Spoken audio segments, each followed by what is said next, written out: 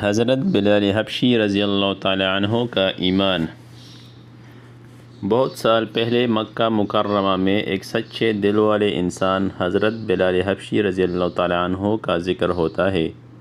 حضرت بلال حبشی رضی اللہ تعالی عنہ ایک غلام تھے اور ان کا مالک امیہ بن حلف بہت ظالم انسان تھا۔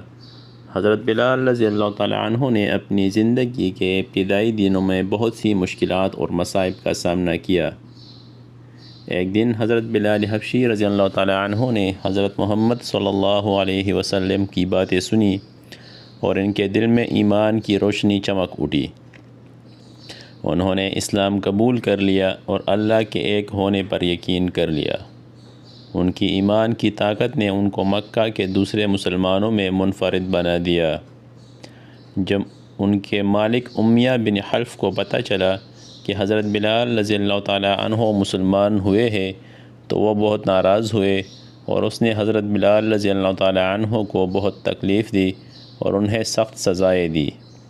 امیہ بن حلف نے حضرت بلال رضی اللہ تعالی عنہ کو گرم ریت پر لٹا دیا اور ان کے سینے پر بھاری پتھر رکھ دیا، لیکن حضرت بلال رضی اللہ تعالیٰ عنہ نے ہر تکلیف کے باوجود احد احد یعنی اللہ ایک ہے کا ورد جاری رکھا۔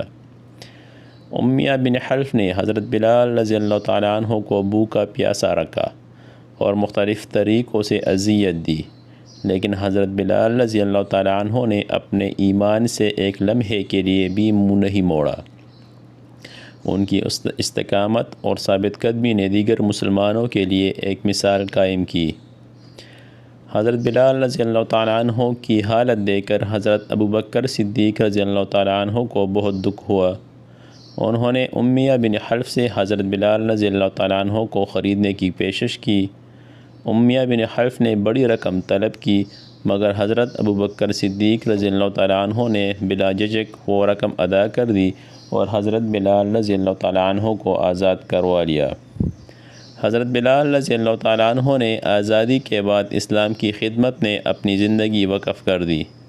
وہ ہمیشہ حضرت محمد صلی اللہ علیہ وسلم کے ساتھ رہتے اور اسلام کے پیغام کو پھیلانے میں ان کی مدد کرتے رہے۔ حضرت بلال رضی اللہ تعالیٰ عنہ کو اسلام میں ایک خاص مقام حاصل ہوا۔ وہ حضرت محمد صلی اللہ علیہ وسلم کے مؤذن بن گئے اور پہلی بار اذان دینے کا شرف حاصل کیا۔ ان کی آواز میں ایک خاص تاثیر تھی جو دلوں کو چھو جاتی تھی۔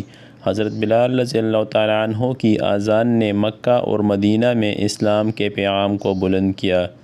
حضرت بلال رضی اللہ تعالیٰ عنہ نے حضرت محمد مصطفیٰ صلی اللہ علیہ وسلم کے ساتھ مدینہ کی طرف ہجرت کی۔ مدینہ پہنچ کر انہوں نے اسلام کی خدمت میں بھرپور حصہ لیا۔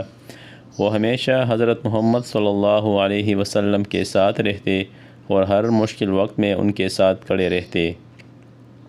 حضرت بلال حبشی رضی اللہ تعالیٰ عنہ کی زندگی ہمیں یہ سبق دیتی ہے کہ ایمان کی راہ میں آنے والی مشکلات کو صبر و استقامت سے برداشت کرنا چاہیے۔